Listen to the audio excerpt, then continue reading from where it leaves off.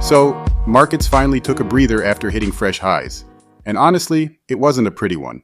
Hey everyone, it's Friday morning, April 24th, and welcome back to Capital Markets Quickie. I'm your host, Endrit Sella, here to break down yesterday's market action in just 2 minutes. Quick note before we dive in. Today's episode is brought to you by AMF Capital Asset Management Frankfurt. Learn more about our funds and strategies at amf-capital.de. All right, let's get started.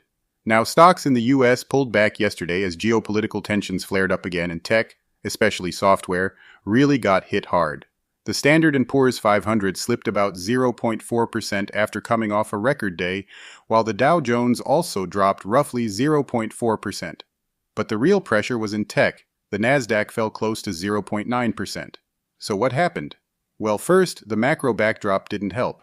Hopes for progress in U.S.-Iran peace talks faded, and that pushed oil prices higher for the fourth straight day. Brent crude climbed back above $105 per barrel, and U.S. crude moved past $96. And as you know, higher oil prices bring back those inflation worries. And markets don't like that. At the same time, the software sector saw a pretty sharp sell-off. Investors reacted negatively to earnings from ServiceNow and IBM. And this was interesting. ServiceNow actually reported strong numbers, but the stock still dropped more than 16%.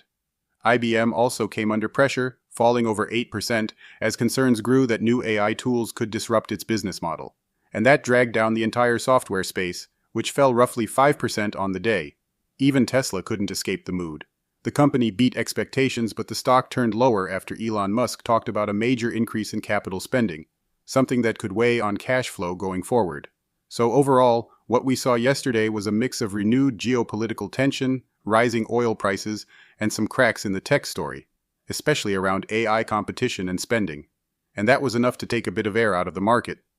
Alright, that's it for today's Capital Markets Quickie. If you found this helpful, hit subscribe and stay in the loop. And if you want more insights, just add me on LinkedIn. Always happy to connect. See you tomorrow morning.